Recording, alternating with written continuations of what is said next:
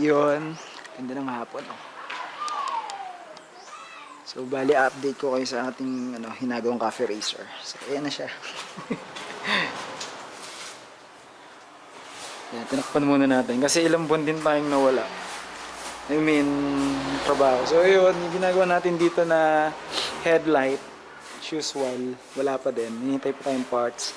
Throttle, switch, speedometer. Ito na to, hindi pa natin na-finish. Then, ito yung latest natin na ginawa na cover. So you can see, ganun pa din. Uy, lalaglag. Then, ito may napansin ako dito na tumutulo na oil.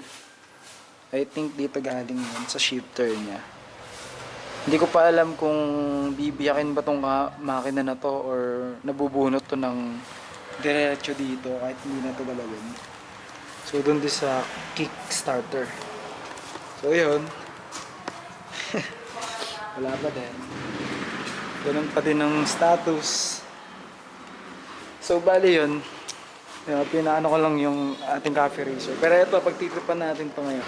Bali, ito, magkasabay ko silang ginagawa. Pero mas available yung mga parts na to. Baga, na-salvage natin yung ibang parts. Ayan, mas nauna pa siya nabuo.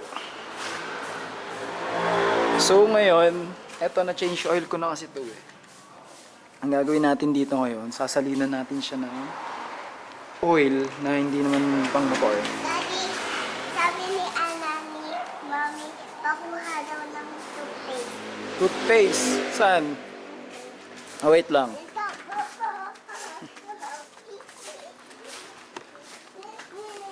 So yun, kukunin natin yung oil saglit.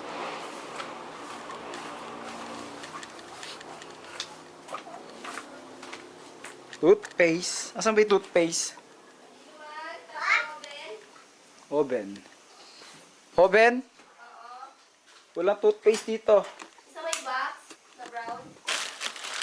Ito. Yun. Wait. So yun, kukunin ko yung oil. Ito galing to sa Fortuner, yung mga oil nito. So kada pa PMS ng Fortuner. So may natitira siya na hanggang dyan sa 4L na yan. Ng marking. So iniipon ko siya na iniipon. So ito malapit na mapuno. So ang gagawin natin, ito sasali natin sa kanya.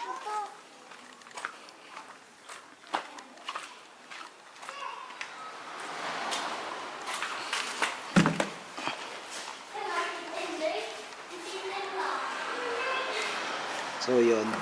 Ito yung pinaka-oil. So ayan, galing siya sa Toyota. And fully synthetic siya. CF5W30. And as you can see dito sa likod, may indication dito. So description na nagsasabi, applicable to gasoline and diesel engine requiring. Pero ito, hindi ko alam kung ano to. So yun. Pwede siya sa engine. So try natin dito sa gasoline engine na to. Nasalina natin siya. So na-drain ko na to. And check natin kung so sasalina natin siya.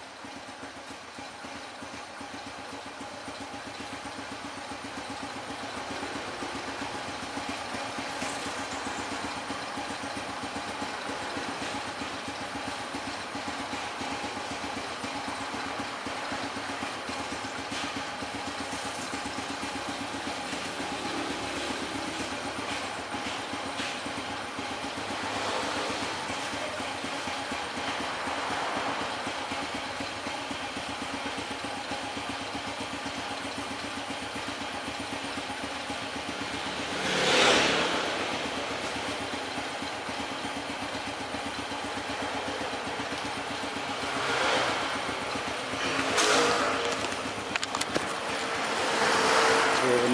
Pinandara na natin. Sheesh. Ish. Lamig pa.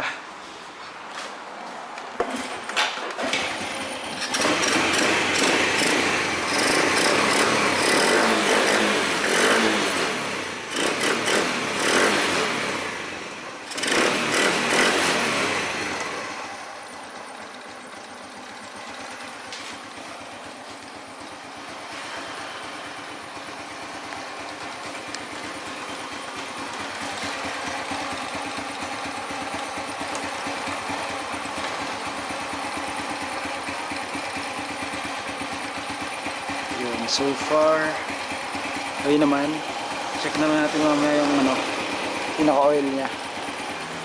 So yun, obserbahan natin yun ng mga ilang buwan or ilang linggo kung ano mangyayari sa kanya. So yun.